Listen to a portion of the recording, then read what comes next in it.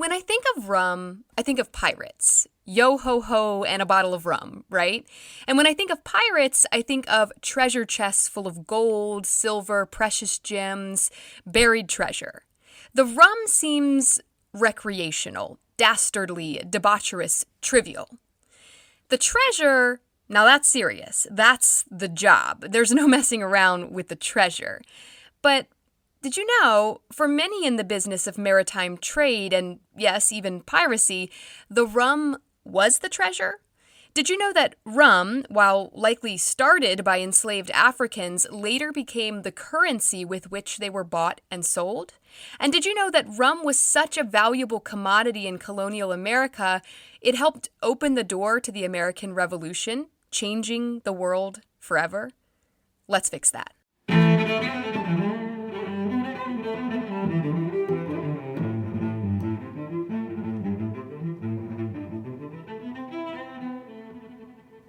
Hello, I'm Shay LaFontaine, and you're listening to History Fix, where I discuss lesser-known true stories from history you won't be able to stop thinking about.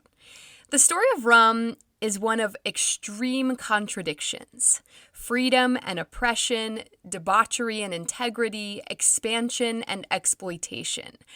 I had no idea how much this seemingly trivial spirit has impacted history. Each drop of rum tells a story that contradicts the next. In one drop, the story of enslaved Africans forced to labor on Caribbean sugar plantations, searching for any small reprieve from daily persecution. In the next, the story of men, greedy and blinded by privilege, trading barrels of liquor to purchase other men as property. In another drop, the expansion of territory, development of industry, and establishment of cities and towns, colonies, ports, thriving civilizations. The next, the decimation of indigenous people, destroyed by foreign diseases, alcoholism, forced off their ancestral lands, pushed down to the lowest rungs of society. Another drop, the story of a young country, hungry for independence, eager to sever the ties that bind it to a tyrannical throne. And yet, next drop, too weak to face the tyranny it shows its own people, in the form of slavery it acknowledges is evil but refuses to put a stop to. Each drop contradicts the next until you're too intoxicated to tell where one story ends and the next begins. And that, my friends, is my kind of history. I have a list of episode ideas. I've mentioned this before. I add to it every now and then. It's more of a brain dump than anything. Some ideas have been on the list since I first dreamt up History Fix, and they haven't found their way to becoming episodes yet. This story didn't happen like that, though. This one sought me out when I least expected it.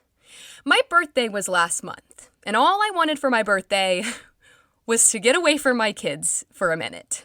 No, that sounds terrible. I was with them all day. Okay, we went to the pumpkin patch. It was a whole thing. I just wanted like a nice evening out, which I got. Thank you, Grandma. Got a date night with my husband, we went out to dinner, and then we popped into a local rum distillery, Outer Banks Distilling, in Manio on Roanoke Island. Yes, of Lost Colony fame. Our friend Matt Joyner works there, and we've been trying to get in there for a drink like all summer. So, mid-October, finally pulled it off, and it was fantastic. The rum was great, and then Matt was like, "Do you guys want a tour?" And we were like, yes. So he took us into this back room, and it's like a steampunk science lab meets Willy Wonka chocolate factory. It was way cool. There was like this giant copper tower thing with little porthole windows all the way up. Stuff was like bubbling in one room, and then there was another room just stacked floor to ceiling with these big wooden barrels. Not at all what I was expecting. Very Willy Wonka, but rum instead of chocolate. Anyway, Matt is explaining the process, how they distill the rum, what all the crazy machinery does, the beeps and boops, the drips and bubbles. And then he throws in a fun fact in there. He's like, you know, rum comes from the sugar plantations in the Caribbean. The slaves invented it, and then it was used to absolutely destroy. And I'm like, whoa, wait a minute. We are doing an episode on rum. And so this one just fell into my lap, really. So I had to sit down with Matt to learn more. My name's Matt Joyner. I'm the beverage director here at Outer Banks Distilling. I run the cocktail bar, and work pretty closely with Adam, the production manager, and one of the other owners, making some of this rum that we put out here. You'll hear some beeps and boops in the background because remember, Matt's basically Willy Wonka. And then he recruited one of the best in the business to chat with me as well. My name is Scott Smith. I'm one of the owners here of Outer Banks Distilling, producers of Kill Devil Rum. My main job is sales and marketing. That's where I kind of shine in what I do for the business. And I also like all the history of what we're doing as well. That's Matt's boss, Scott. He's in the business of making rum, and he's also a history fan, so of course I had to talk to him. And then Scott put me in contact with Dr. Frederick Smith, Associate Professor and Global Studies Coordinator at North Carolina A&T State University in Greensboro. He's also the author of a book called Caribbean Rum, A Social and Economic History, which I have linked in the description, of course. He's the go-to guy when it comes to unpacking the convoluted history of rum. So I'll let him get us started. What is rum exactly? What makes rum different from other types of liquor? So rum is made from sugarcane, and it's distinguished from vodka, which is made from potatoes, and gin, which is made from wheat. So it's distinguished in that way. And there are actually rules about the fact that rum needs to be made in sugarcane growing regions of the world.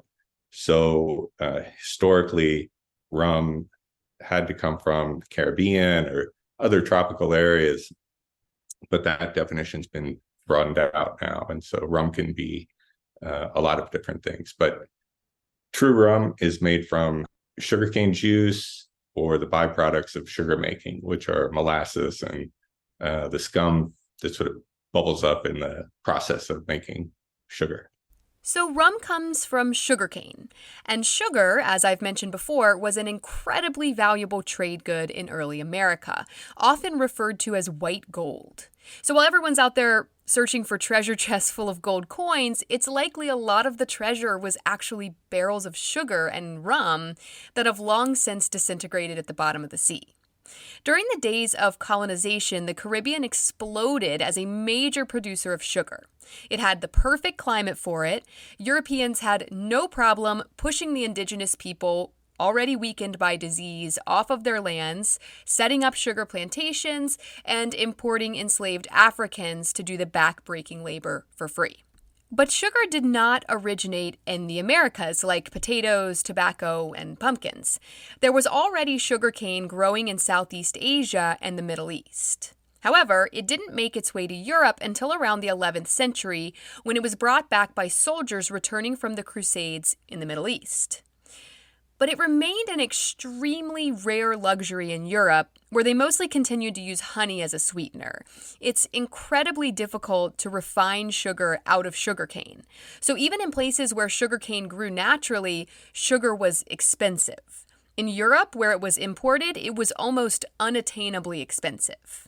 So if sugar came from Southeast Asia and the Middle East, why didn't rum originate there as well? Dr. Smith seemed certain that rum originated in the Caribbean. The origins, the birthplace of rum, is Barbados in the 1640s, and followed probably shortly thereafter or around the same time as Martinique, French Caribbean island of Martinique. It's likely they did make some form of alcoholic beverage out of sugarcane, but it would have been more similar to a wine or a beer as opposed to liquor. So yes, so in the ancient times in India and China and likely parts of the Mediterranean, folks where sugarcane grew or sugarcane originally came from, the South Pacific, they recognized the potential to ferment sugarcane juice. Sugarcane has the juice from sugarcane has a high sucrose content, and you need sugar for the yeast to consume to turn that sugar into ethanol or alcohol. And so fermentation has existed for thousands of years. People have learned the art of fermenting wine, fermenting rice wines, going back for millennia. According to Alexandru Micu in an article for ZME Science titled Sugarcane Slaves Empire Toppling the Story of Rum, the earliest alcohols made from sugar would have been similar to brum, which is a traditional alcoholic beverage from Malaysia. Micu notes that Italian explorer Marco Polo claimed he was offered a, quote, wine of sugar while in the area of modern-day Iran and reported that it was very good. These fermented beverages, brum, wine of sugar, these weren't quite rum. Micu calls them rum-like drinks, and that distinction comes down to the way they're made. If you leave a bunch of grapes sitting out, they'll eventually ferment naturally into something kind of like wine. To make liquor, rum is more complicated. So I asked my experts. Here's Scott. So we have the addition to make the rum or to make a spirit is you have the addition of the distillation process. So with molasses or anything you're making a beer or wine out of, whether it be grapes or malts or corn, whatever you're going to do. So that only takes it to so far. That only gets it like with us. We can take it for our fermentation time. We take it up to 10% alcohol. So that's like a non-carbonated 10% alcohol molasses beer. So at that point, it's not rum. But once we take it through the distillation process, we extract that alcohol out of the beer, so to speak. Then that's when you end up having the spirit of rum. So like if you take grapes and you make wine and you distill that, then you have brandy. So it just really your spirit is dependent on what the root sugar source is of the fermentation process. Then Matt chimes in. Really what you're doing with the spirit is you are starting with the flavor of the raw material that you're making that spirit out of. That raw material's already got flavor. Then through fermentation, you are adding flavor to it and creating alcohol. Then with distillation, you are concentrating that flavor and alcohol. So rum-like drinks, wines and beers made of sugar are basically a precursor to rum. They're the first step in the process of making rum, but they aren't rum because they aren't distilled. According to Dr. Smith, though, distillation was a thing. It was an emerging technology, just not with sugarcane yet.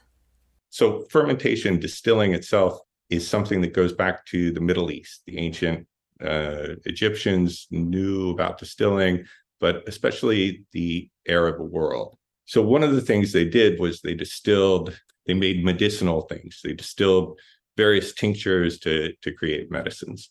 Well, it wasn't really until distillation and the knowledge of distillation, the skills of distilling technology makes its way to Europe that physicians began their own process of making medicines and distilling perfumes and rose water and things like that.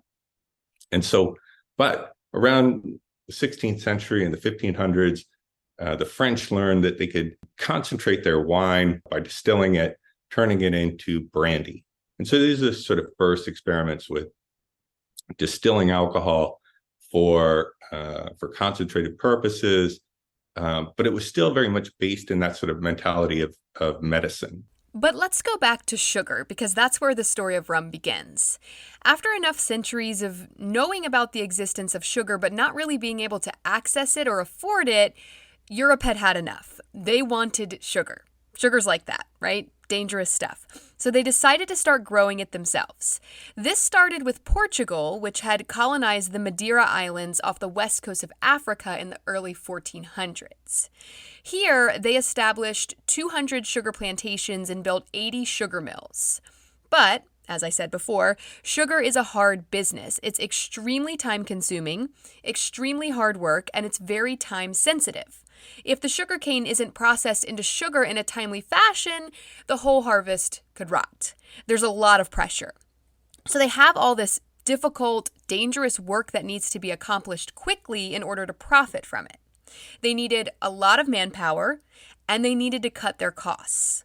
Slavery was the natural solution.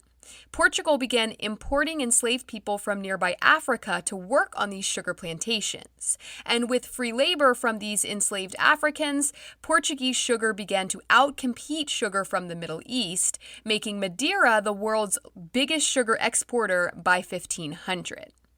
And then there's Christopher Columbus. This guy, just the shockwaves he sent through history. I wonder if he had any idea how impactful his actions would become.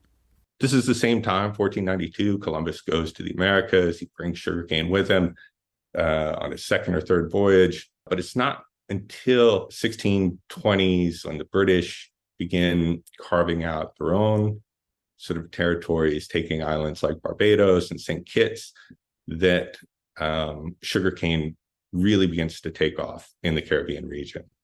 That's Dr. Smith informing me that we have good old Chris to thank for the madness that's about to ensue in the Caribbean. So as Europeans continued to expand their empires and explore and settle in the Americas, they began to replicate Portugal's sugar business model. It was working. Let's repeat it elsewhere. Plus, the Caribbean had the perfect climate for sugar plantations. So what's happening in the 1620s is all of a sudden this knowledge of alcohol distillation is becoming more and more widespread in Europe. And here are all these sugar planters or planters going to the Caribbean. They're recognizing the value of sugar. All of a sudden, almost overnight, the 1640s, Barbados has turned from sort of a small little settlement of an island with tobacco farmers into this, what would become the most valuable colony in the British Empire in the 17th century. And that's all based on sugarcane. Sugar was worth its weight in gold. It was the goods of kings and queens and lords and ladies, and only the really wealthy could afford sugar. Barbados and Jamaica especially became huge centers of sugar production, and plantation owners were becoming very, very rich peddling this white gold they had produced with free slave labor. As the industry grew, it created a need for more and more enslaved Africans to work the fields and the sugar mills, fueling the triangle trade between Africa, America, and Europe. They had created a monster of a system whereby Europeans benefited immensely from the oppression of enslaved Africans and the conquest of land taken from indigenous Americans, all for sugar, which at this point Europe was completely addicted to and couldn't get enough of. So this sweet, seemingly innocent substance, the stuff of lollipops and birthday cakes, was fueling abusive colonial-era slavery in the Americas. So let's talk about the lives of the enslaved people working on Caribbean sugar plantations. Not good. I touched on this already in episode 12 about abolition. Conditions for these people were absolutely abhorrent. They worked extremely long hours, sometimes on little sleep. They were often physically and sexually abused, easily and often separated from their family, sold with little warning to another plantation. The whole point of slave labor was that, number one, enslavers didn't have to pay them, but also, number two, they didn't have to ensure safe or fair working conditions. It was whatever, really. They could do whatever to these people, make them do whatever, and there was really no recourse. Enslaved people had no rights.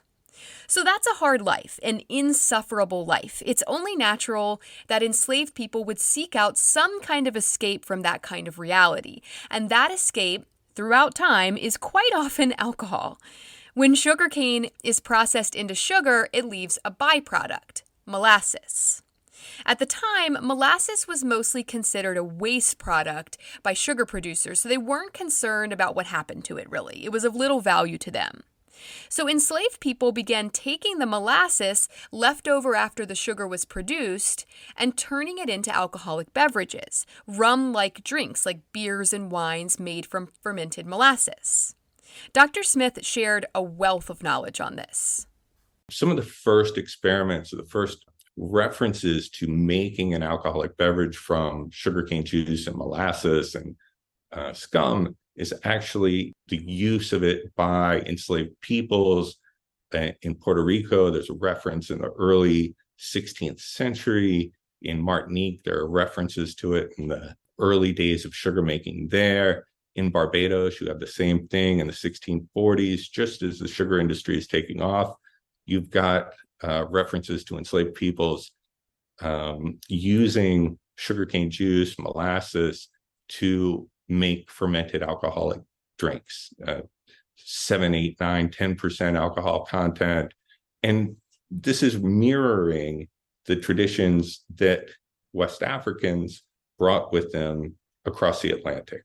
So enslaved peoples in Barbados and Martinique came from societies, ethnic groups in what is today Ghana, what is today Nigeria, what is today the Congo. They brought with them their knowledge of alcohol production and alcohol fermentation. And in West Africa, one of the most popular alcoholic beverages is something known as palm wine. And palm wine is made from the sap of palm trees, and it has a long history going back probably thousands of years, where people in these regions of West Africa would tap the palm tree, the sap, which has sugar content, would drain into a bowl. You would add water, you would cover it up, you would let it sit for a couple of weeks, and it would turn into a fermented, what they call palm wine. And reaching 10% alcohol, I think, before yeast tend to die. And so they carried this knowledge, this skill with them overseas. But when they got to the Caribbean, they didn't have the right kind of palm trees to make palm wine, but they did have a lot of sugarcane and a lot of sugarcane juice. So you see references as early as as I said, the early 16th century, referencing the production of fermented alcoholic drinks made from sugarcane juice. And these, in many ways, were sort of prototypes to rum. So Dr. Smith talked about enslaved Africans bringing knowledge of fermentation to the Caribbean from West Africa, carrying this little bit of their culture with them, but adapting it from palm wine into sugar wine, using what they had available. Scott mentioned something else I found interesting. And a lot of that too came from natives as well, because you have the natives that were coming from the Caribbeans, Arawaks coming from South America. When they came up and they were actually doing their own colonization of the Caribbean, coming from South America, they brought techniques with them as well. And a lot of those stem from potatoes coming from Brazil and the Orinoco region. But they came in tribes, and they would actually come up the islands, and they came all the way as far up as the Virgin Islands into Jamaica and places like that. And there's origins of that coming there, which predates any pre-Columbian contact. So West African fermentation techniques meet South American fermentation techniques, but some question remains as to how and when people in the Caribbean took it to the next level and actually started distilling the fermented molasses into legit rum. Enslaved peoples came with nothing, so they didn't have the materials that they would be able to make their own stills. Although there are some references to, like in the ancient world, of using ceramic pots. However, by 1650, there is written evidence of a drink called rum bouillon, or sometimes kill devil, being produced on the island of Nevis, which is like east of Puerto Rico. So pause for a minute. I live in a town called Kill Devil Hills, and although I've dug into the history of this town name, it's all very urban legendy, which is weird because the town was only incorporated, and I'm assuming named officially in 1953. So I've always thought it weird that no one definitively knows the origin of the name. I'm assuming the area was called Kill Devil Hills long before the actual town was formed, and that information was just sort of lost to time officially. But I'm pretty sure there's a link to rum, which was often called Kill Devil in its infancy. Also not a coincidence that Scott and Matt's very own Outer Banks Distilling names its rum Kill Devil Rum. So I wanted to find out more about the name. Here's Scott. So that came as the first term for rum before they ever actually referred to it as rum. When they first started distilling this spirit, there's the old saying that it was so strong it would kill the devil inside you. But what that really came from was if somebody was getting sick with water being tainted with bacteria, and if you were sick, they thought, oh, this person must have the devil inside them. They were pretty spiritual people back then. So by taking this and drinking it, it being safer to drink than a shallow well water in the Caribbean, then it's going to be, it was safer. So they thought it would actually kill that devil inside you. And that term originated late 1500s, early 1600s, and you see it in use until the mid 1600s.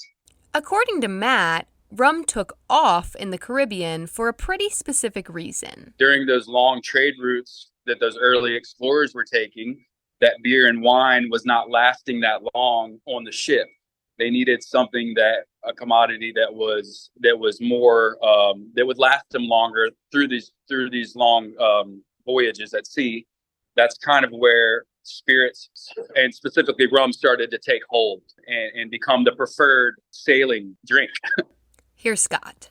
Right. If you're in the Caribbean and you have to head from the Caribbean, you're heading up to to North America, or to, let's say, New England or here.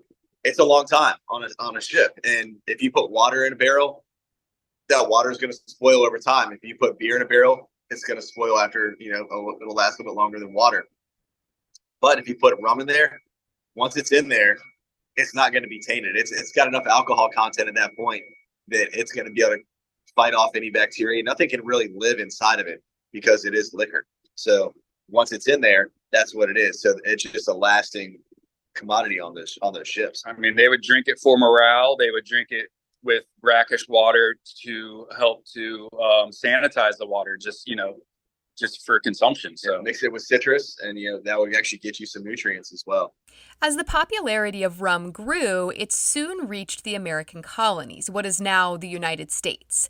And they were fans. Colonists began distilling their own rum, importing molasses from Caribbean plantations. But rum became so much more than a beverage enjoyed by colonists, an escape for overworked enslaved people.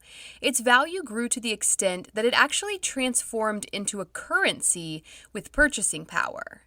After its prototype, at least, was likely invented by enslaved people, rum was then used to purchase more enslaved people from Africa. Let the horrible irony of that sink in for a moment. With rum as currency, a secondary triangle trade emerged. American colonists traded rum for enslaved Africans.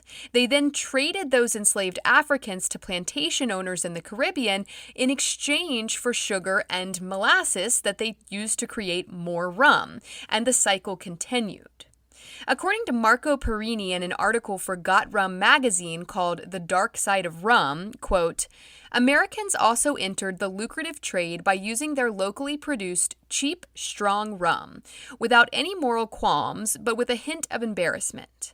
For example, Captain David Lindsay of Newport called the vessels engaged in the trade rum ships rather than slave ships, and another slaver captain referred to us rum men.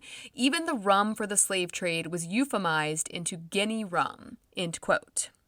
We know that rum was used as currency to purchase enslaved people because we have detailed logs recording exactly how much rum was traded for what.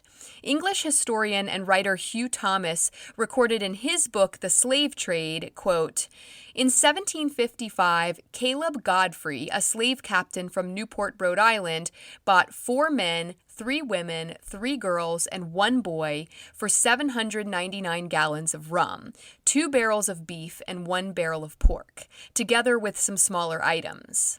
And in 1767, Captain William Taylor, acting for Richard Brew of Cape Coast, bought male slaves at 130 gallons each, women at 110, and young girls at 80. By 1773, the price was higher. 210 to 220 gallons per slave was paid by the captain of Aaron Lopez, Cleopatra, end quote. Can you imagine measuring the value of a human life in barrels of rum? How many barrels of rum do you think you're worth? In his article, The Dark Side of Rum, Marco Perini brings up an interesting point, that rum, while initially used by enslaved people as a sort of escape, relief, was also strategically used by enslavers to further oppress enslaved people.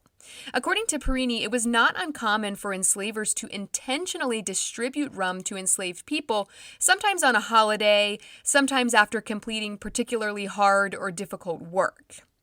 He says, quote, and yet the drunkenness of the slaves, whichever way it may appear, was never a real moment of liberation. On the contrary, it reasserted their condition of inferiority, end quote. And then he cites the writing of Frederick Douglass, who escaped from slavery in 1838 and became an incredibly influential American abolitionist and author. Douglass wrote, quote, The holidays are part and parcel of the gross fraud, wrong, and inhumanity of slavery. They are professedly a custom established by the benevolence of the slaveholders. But I undertake to say it is the result of selfishness and one of the grossest frauds committed upon the downtrodden slave. They do not give the slaves this time because they would not like to have their work during its continuance, but because they know it would be unsafe to deprive them of it. This will be seen by the fact that the slaveholders like to have their slaves spend those days just in such a manner as to make them as glad of their ending as of their beginning. Their object seems to be to disgust their slaves with freedom, by plunging them into the lowest depths of dissipation. For instance, the slaveholders not only like to see the slave drink of his own accord, but will adopt various plans to make him drunk. One plan is to make bets on their slaves as to who can drink the most whiskey without getting drunk, and in this way they succeed in getting whole multitudes to drink to excess. Thus, when the slave asks for virtuous freedom, the cunning slaveholder, knowing his ignorance, cheats him with a dose of vicious dissipation, artfully labeled with the name of liberty. The most of us used to drink it down, and the result was just what might be supposed. Many of us were led to think that there was little to choose between liberty and slavery. We felt, and very properly too, that we had almost as well be slaves to man as to rum. So when the holidays ended, we staggered up from the filth of our wallowing, took a long breath, and marched to the field, feeling, upon the whole, rather glad to go, from what our master had deceived us into a belief was freedom, back to the arms of slavery." End quote. Dr. Smith also brought up Frederick Douglass organically in our conversation, but he had a slightly different take on it. Rum has its origins in the exploitation of labor and the exploitation of peoples of African descent. It was used as a form of labor control. It was used as a tool of domination. It was given out as part of a reward system. It was given out to make workers work harder during bad weather. It was given out medicinally to help ensure the health of enslaved peoples. It was used, as I say, as a tool of domination. However, enslaved peoples also used it as a tool of resistance. You see rum being used in birth ceremonies, in marriages, and in funeral ceremonies in the Caribbean, much the same way that palm wine was used in birth, marriage, and funeral ceremonies in various parts of West Africa. So on the one hand, it's a tool of domination, but on the other hand, it's a tool of resistance. Now, Frederick Douglass, the famous abolitionist, freed slave from North America, was also a temperance advocate. Many people don't know this. They know about his abolition work in the abolitionist movement, but he was also a temperance advocate. And one of the things he argued was that if enslaved peoples didn't have their weekend parties and fetes, their one day off a week to sort of blow off steam, then there would have been more likelihood of rebellion. So rum in many ways acted as a safety, as a pressure valve, right? Tension built up in society. We have regular intervals. Every week we have weekends, right? Every year we have Mardi Gras or Carnival or some way to sort of blow off steam, homecoming, right? Where people go out and they drink heavily, and all the problems of the world that sort of build up over time, you sort of let that steam off, and then it sort of reverts back. It sort of resets the clock, right? But if you look at the history of slave rebellions, slave uprisings in the Caribbean, they often occur during these times, during Christmas celebrations. The Jamaica Christmas Rebellion, I think 1831, the 1816 slave revolt in Barbados occurred at Easter. On the one hand, you've got this tool of domination. the use of alcohol to coerce labor, to facilitate labor, to exploit enslaved labor. But enslaved peoples also used rum and turned the tables on that process by maintaining West African traditions revolving around alcohol use, maintaining their West African spiritual practices, and also using it to challenge the inequities of the status quo by not adopting European traditions and by using these temporary timeouts, alcohol-fueled events and occasions where actually the planters themselves doled out huge amounts of rum during these times to actually overturn the system of slavery. It makes sense to me that alcohol was involved in uprisings and revolts on plantations. It has a way of bringing people together, uniting us. It's why we like to drink with someone. Drinking is a very social thing. We bond while we're drinking. Dr. Smith mentioned the West African custom of the oath drink that enslaved Africans brought with them to the Caribbean. But also, another aspect of this resistance that I discovered in my book is the oath drink, right? So in West Africa, oath drinks were very important in sort of solidifying connections between individuals to keep to show your commitment to a particular person, to a particular cause, to a particular group. You would consume an oath drink. And these oath drinks in West Africa consisted of palm wine. In the Caribbean, oath drinks become modified and they become associated with slave uprisings. So before the Haitian Revolution, before the 1816 uprising in Barbados, before the Christmas Rebellion in Jamaica, participants made oath drinks that consisted of rum, gunpowder, blood from chicken or a goat or a pig, the ground horns of oxen, and they were combining all these sort of symbolically important materials. So grave dirt, also an important part of oath drinks. So you would sprinkle grave dirt into the rum, you would sprinkle gunpowder, which is the source of the planter's power, into these oath drinks, and everybody would who were committed to these uprisings would consume these oath drinks as a way to show commitment to the cause. Freedom, slavery, relief, oppression.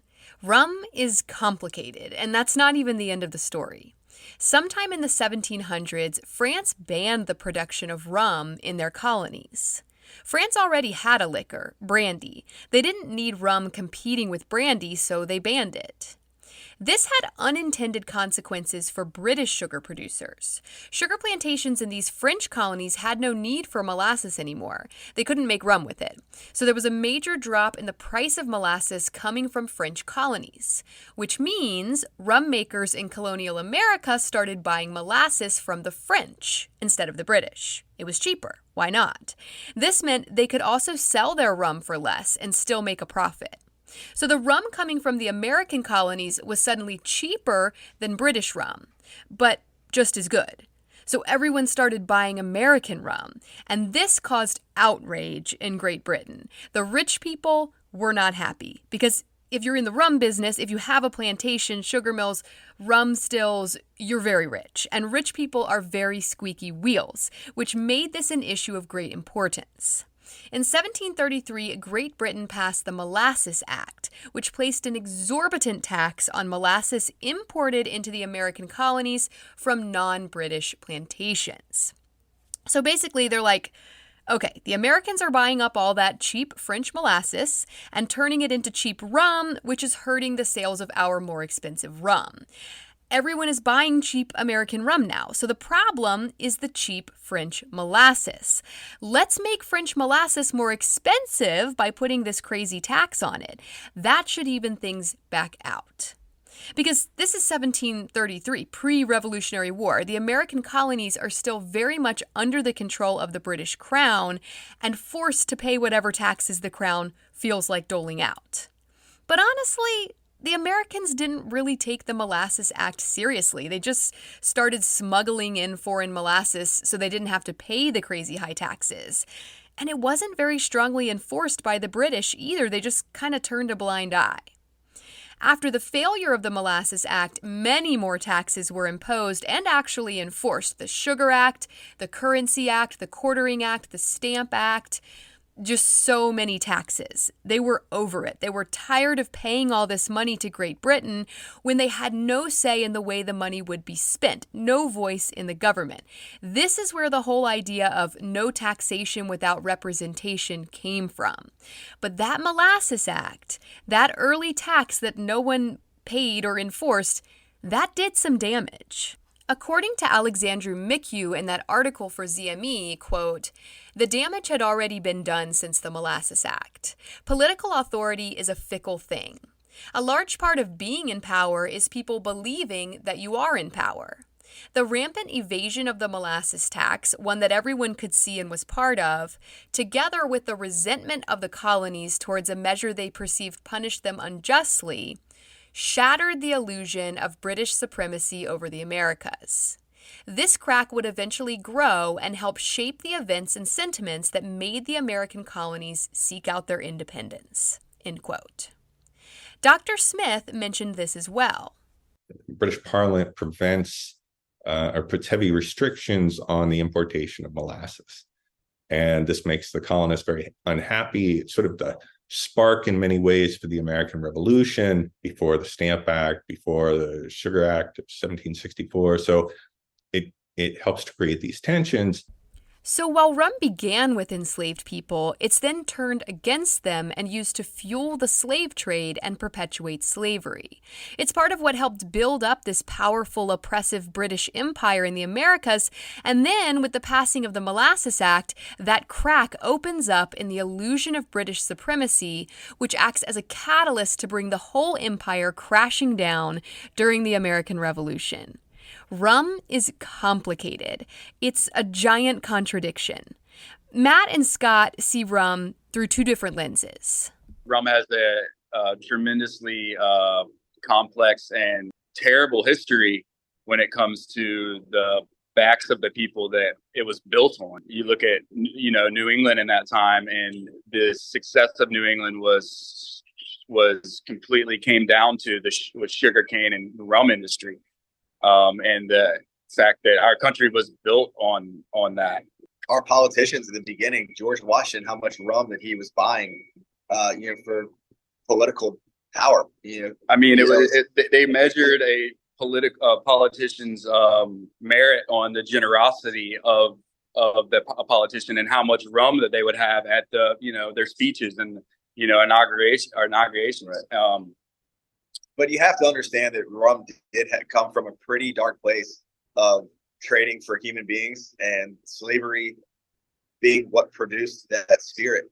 But I think all things that are grown, especially in this country or in our region of the world, you have to understand that a lot of it did have a dark past, but that doesn't have to affect the future of the product. Just like cotton having the dark past it does.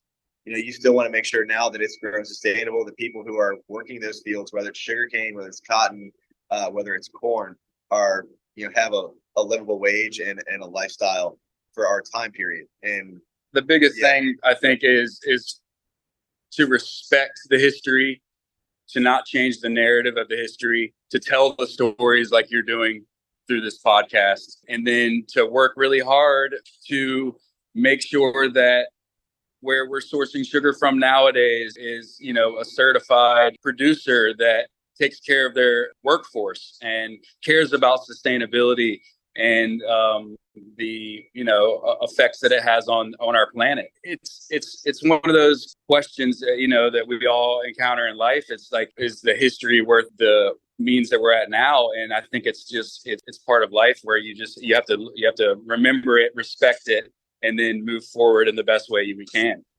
And rum can come a long way now with that thought. We spent enough time in the last 30, 40 years. When you think of rum, you think of cartoon pirates and people dancing around and drinking fruity coconut rum. And And it's fine if that's what you, I'm not saying not to do that by any means. I'm just saying now it's different. Like the thoughts on like your podcast being called History Fix, you're fixing the narrative of what it is so people can really know what they're drinking and why and where it comes from. The amount of pride that the people in the Caribbean take in the products that they're making nowadays, and it seemingly is the lifeblood of some of these countries, and the fact that they are able to own their own sugar production in that country and produce a product that is, they're one of their main exports, and they can put food on their families' tables through the means of rum. I mean, there's an incredible amount of pride that those people take in that, and that is not lost, and that is something that should be thought about, and something that should be remembered and known that that's a big part of those countries' culture. Right. No one can ever say that Barbados is not proud of Mount Gay rum. It's a big thing. That's the island's postcards when they go out. And on our respect for what we do, that's something that we've been trying to create on our end as a rum producer here on the Outer Banks, to create a product that your whole community can be proud of and get behind. Dr. Smith sees rum two ways as well. For me, it's just how you look at it. You could look at it through both lenses, but I see it more as a way to challenge the system because of its origins and because of the way that rum is used to sort of maintain these links across the Atlantic. Even today, you go to a rum shop in Barbados, the bartender will bring over a tray of ice cubes and a couple of glasses and a bottle of rum. And when you crack open that bottle of rum, you have to drop the first few drops on the ground in reverence to the ancestors and reverence to those who came before. And these traditions have their origins in West Africa. So what are the traditions that have survived for hundreds of years? A lot of those traditions from West Africa revolve around the consumption and activities that revolve around drinking. Yeah. I like thinking about it like a little piece of African culture that survived through slavery because so much was lost. When you oppress a group to that level, they're going to lose a lot of who they were. But it's almost like rum is a way that their culture kind of managed to shine through. And that's really cool.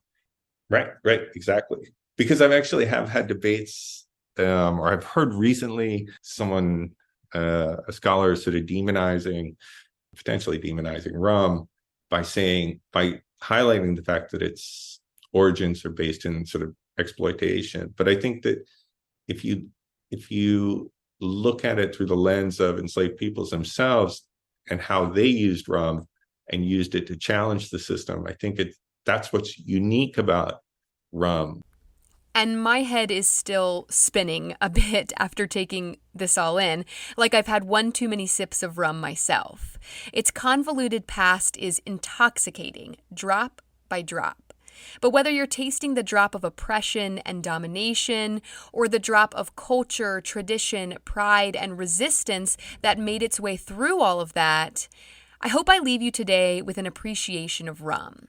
Respect for its dark and stormy past, and admiration for a people who clung to their roots when everything else was stripped away from them. Roots that remain strong in the Caribbean today. So the next time you have a drink of rum, be sure to pour a little out for them.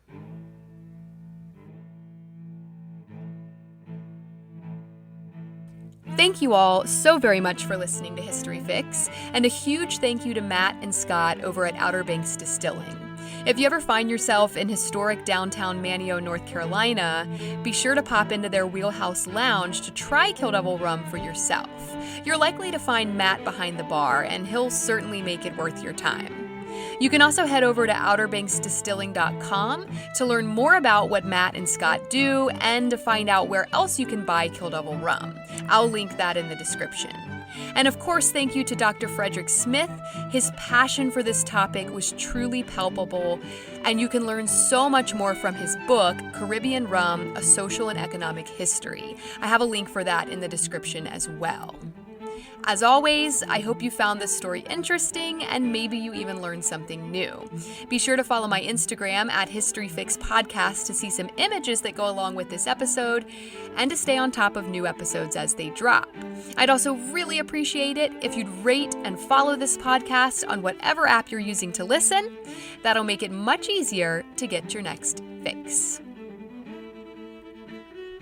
Information used in this episode was sourced from Food and Wine Magazine, Encyclopedia Britannica, GotRum.com, Smithsonian National Museum of American History, ZME Science, University of Oxford, and of course, Caribbean Rum, A Social and Economic History by Dr. Frederick H. Smith. Links to all of these sources can be found in the show notes.